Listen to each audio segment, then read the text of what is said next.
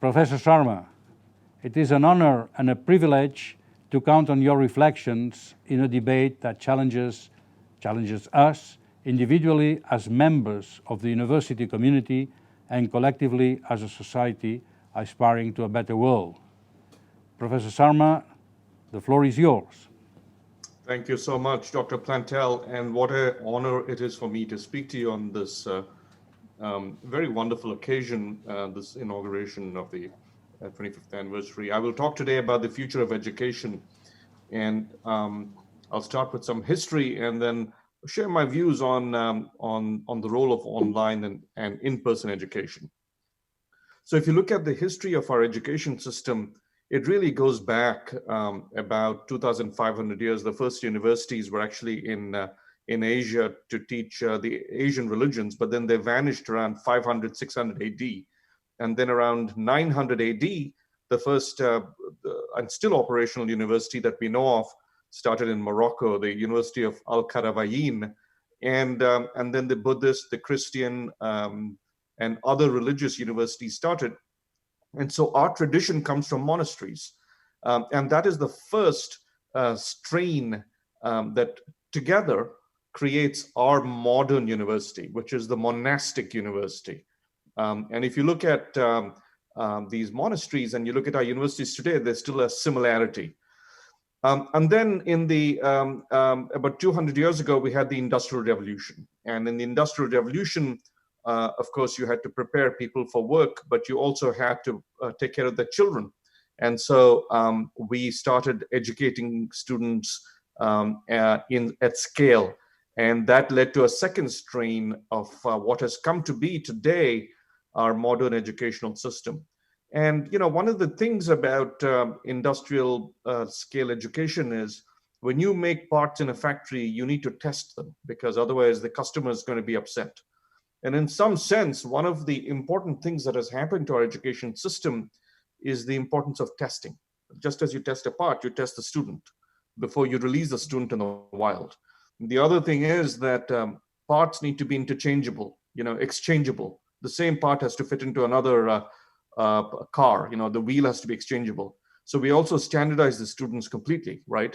And the education system, there's a little cartoon at the bottom on my left there, which shows how people like to joke. It's a little sad, really, that we take away all the creativity from these poor students. But what we're trying to produce is interchangeable parts. In some ways, before automation, human beings were the automatons, and that's how our education system has come to be.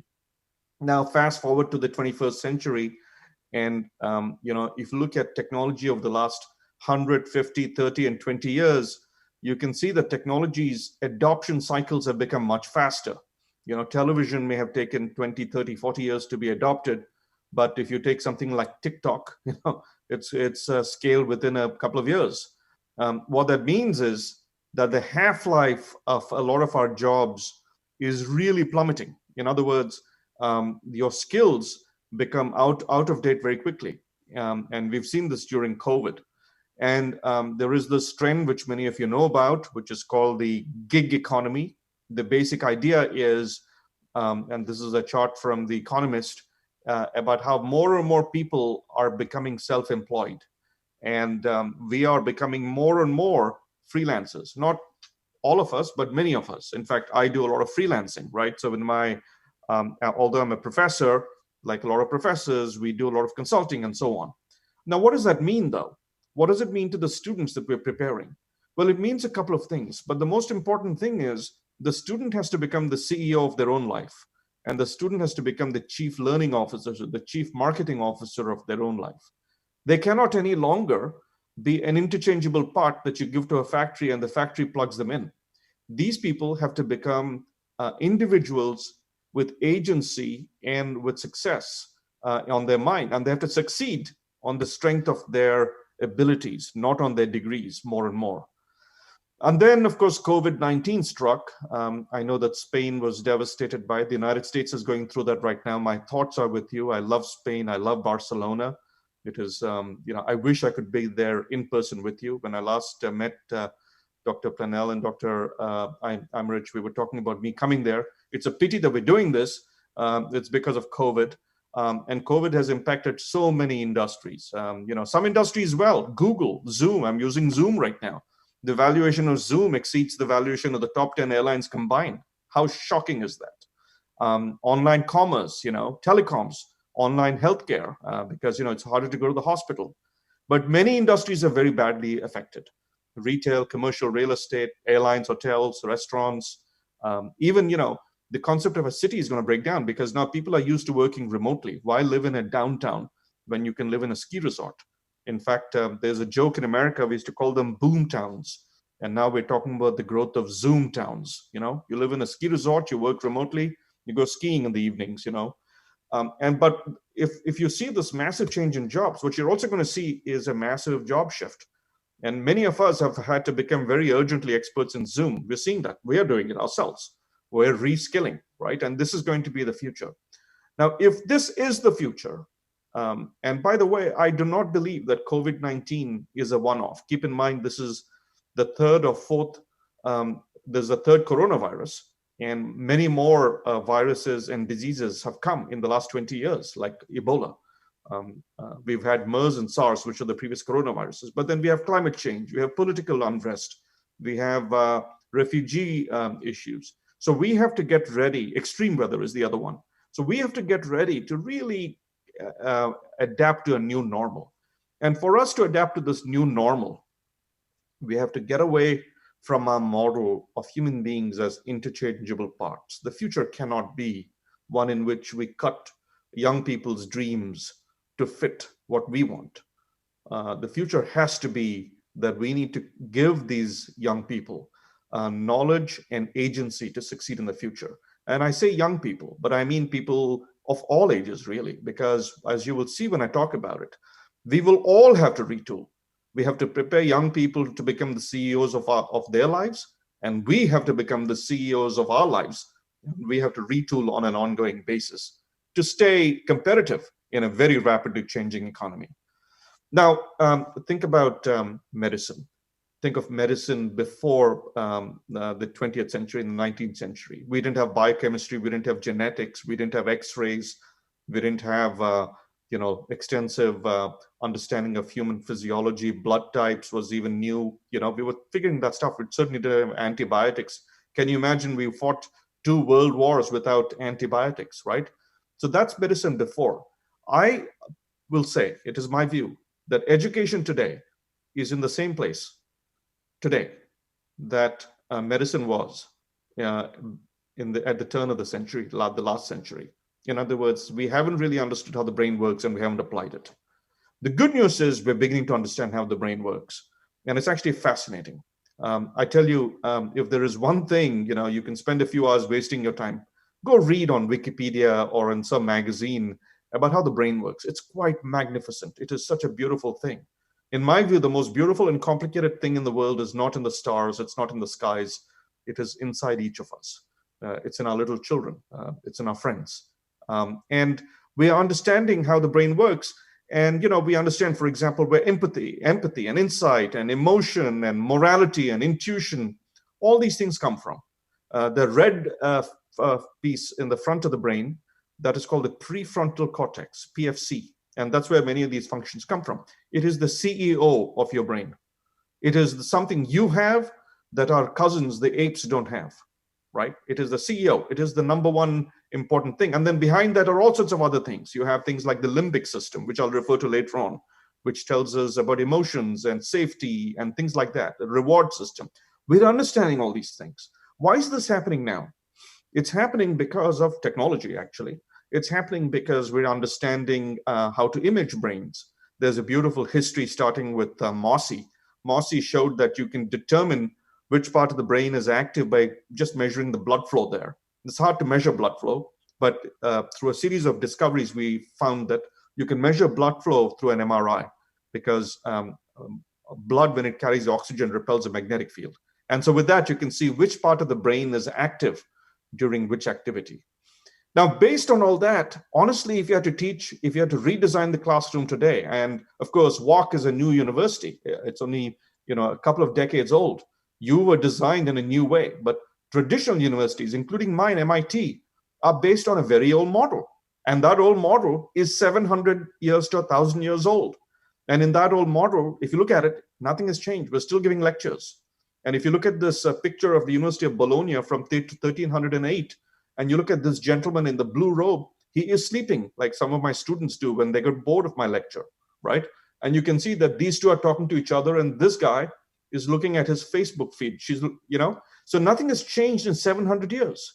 But what is fundamentally even more worrisome is an assumption about learning. And the assumption is that the professor has a pen and the student's brain is a sheet of paper. And that's a very unfortunate assumption. And the reason that's unfortunate is because the human brain should really be treated as an organism that grows. If you have a puppy, you don't give it food in the beginning of the week and say you're done. You have to give the puppy food when it wants food. You have to give it play when it wants play. But we, in our factory model, have ignored that. And we just declare victory when the professor has given the lecture and walked off. And we don't pay attention to the fact that the student has to take these little tidbits of information and organize them into a treasury that will serve him or her well for life. And if you actually think about it that way, you begin to realize that it's actually more complicated. You see, the way the brain works, you remember I pointed at the forehead and I said that's called the prefrontal cortex, the CEO of the brain, right? You can think of that prefrontal cortex as a little cartoon. And the cartoon I use is that of a leprechaun, just because leprechauns are cute, all right? And the leprechaun, what this leprechaun does is every time your eyes and your ears come to knowledge, or if you're visually impaired, your fingers, when you come across a little bit of knowledge, the leprechaun goes and picks up that stuff, has to quickly run back and then recast the information in a way that makes sense to you and then put it away. Now, it turns out that's a very tiring task. And when the leprechaun is doing that, by the way, just to remind you, the leprechaun is the executive function, the CEO. And this action of recasting information is what we variously call consolidation, integration, sense-making, saliency, why is this important, connecting the dots. Now, after about 10 minutes, you know what happens? The leprechaun goes to sleep because he needs a rest. There's only so much he can do. Now, when that going to sleep happens, really what the brain is doing is it's connecting the dot. It's digesting the information. And the technical term for this is it's called mind wandering. Literally, the brain has to wander after 10 minutes. But think about it, every lecture in every classroom today is 45 minutes, 90 minutes, 1 hour. And at 10 minutes, you've lost the students. And that's because of nature. And no amount of shaking your finger at the student is going to change that. Remember, the mind is not a sheet of paper for the professor to write on. It only works by self-service when it is inspired. And there are a lot of philosophers who've discovered this, written about it even before we knew the science. You know, Thoreau, Alcott, Emerson, Maria Montessori, she sort of recognized this without articulating the science behind it. And Jiddu Krishnamurti, for those of you who follow philosophy, right? We've known this for a long time. We now know so many things. We know how mind wandering occurs. We understand how memory works. We understand, and there are all these principles we should be applying to learning. And we have steadfastly ignored them because the freight train of learning is very hard to stop. And we're so convinced what we're doing is right, and we're so regulated, we don't change it. Now, if you take all these lessons and start applying them, you would teach completely differently. For example, this is something called, this combines 2 or 3 principles. But it turns out, if you look at the red chart, look at the red line, if you eat quickly, well, next day, you know what you're going to do with it, right? Similarly, learning. If you learn very quickly, as if you're putting a lot of food in your mouth, it's not going to last in your body very long. For long-lasting learning, you actually want to do short chunks. You want to learn over a long time, slowly, and you want to repeat things. And then you get long-lasting learning. And that is applying principles like spaced retrieval. Hermann Ebbinghaus is the scientist who many decades ago, actually more than 100 years ago, discovered that the path to remembrance is through forgetting. In fact, forgetting is the body's signal, the brain's signal to itself that if I'm reminded of this, I'm actually going to remember it longer. Yet every time a student forgets, we get upset with them. And we never give people the chance to forget because we quickly do an exam and move on. But forgetting is actually a very fundamental part of learning. Here's another one. Let us say you're learning something in mathematics, like how to calculate the volume of a sphere and how to calculate the volume of a cone and how to calculate the volume of a cylinder. Every book has a chapter on spheres, a chapter on cones, and a chapter on cylinders. But all the science tells us you're better off doing cylinder, sphere, cone, and mixing it up. And the reason is every time you have to do a different problem, you have to forget the old program, upload the new method, and use it. And it's in the uploading that the memory occurs. And you can see we ignore it in the classroom, right? It's fascinating how many lessons we know. Here's another one. There was research at MIT that showed that that when they put EEGs on students' brain and they did a study to see how students learn, and they found that there is a certain brain pattern that leads to better learning. And a professor, Charan Ranganath in the University of California, showed what that emotion is. He showed that we learn better when we're curious. Curiosity is the hunger of learning. And the saliva of learning is a neurotransmitter called dopamine. So if you make students curious, they will learn, end of story. That's all you have to do. And where will they learn it? They can learn it online, right? So we'll come to online learning in a second. I have a few more slides. Here's another one. When you learn something with your mind, if you do it with your hand, you learn it better. That's a fascinating thing, right? Learning with your hands is important. But when you do something with it, you learn it better. That's called embodied cognition.